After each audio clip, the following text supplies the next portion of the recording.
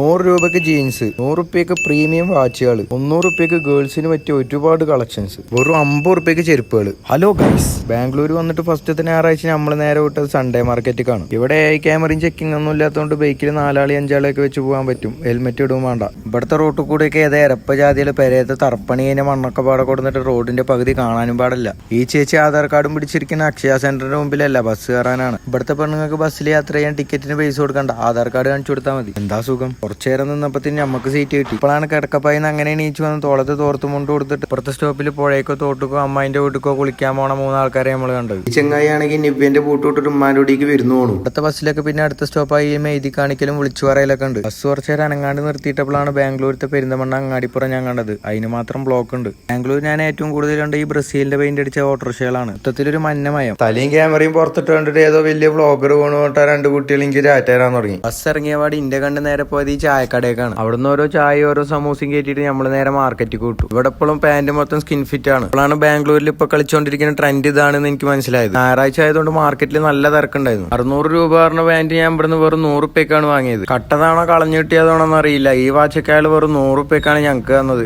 50 റുപ്യ മുതൽ ഗേൾസിന് ചെരുപ്പ്, 300 റുപ്യ മുതൽ ഗേൾസിന്റെ ടോപ്പുകൾ ഇവിടെ ഉണ്ട്. 150ന്റെ ഈ ഷോർട്സ് 50 വേണം പറഞ്ഞ അട്ടോട്ടണമാരി ഒട്ടിയപ്പോ ഈ ബായി ഒരു പീസ് തന്നിട്ട് ഇനി ഞാൻ ഈ മാർക്കറ്റ് കാണരുത് പറഞ്ഞ ആട്ടി വിട്ടു. ഇവിടുത്തെ കോഴിക്കട നമ്മുടെ നാട്ടിലത്തെ മാരിയല്ല, അറുത്ത് പെയിന്റ് അടിച്ച് പോളിഷ് ചെയ്ത് റെഡിമെയ്ഡ് ആയിട്ട് തൂക്കിയിട്ടിരിക്കണം. ഇത് കണ്ടപ്പോ ബാംഗ്ലൂരിൽ നിന്ന് ചിക്കൻ തിന്നാൾ എന്റെ പുതിയ മാറി. രാത്രി ആയപ്പോഴേക്ക് മാർക്കറ്റിൽ പെരുന്തിരക്കായി, വന്ന വഴി പോലും മറന്നു. ഗ്രൂപ്പിൽ പെട്ടമാരി പോയ വഴി തന്നെ 3 വട്ടം കണ്ടപ്പോ എങ്ങനെയൊക്കെ ഗൂഗിൾ മാപ്പ് ഇട്ട് നമ്മൾ ബസ് സ്റ്റാൻഡിലെത്തി. ഇവിടെ ബസ്സുകൾക്കൊക്കെ ഓരോ നമ്പർ ആയതുകൊണ്ട് തന്നെ ആടങ്ങാടി പോയ മാതിരി ബസ് സ്റ്റാൻഡിൽ കുറെ നേരം കടന്ന് തിരിഞ്ഞു. അവസാനം കിട്ടിയ ബസ് കയറി ഞങ്ങൾ റൂമിൽ പോയി. അപ്പൊ ശരി.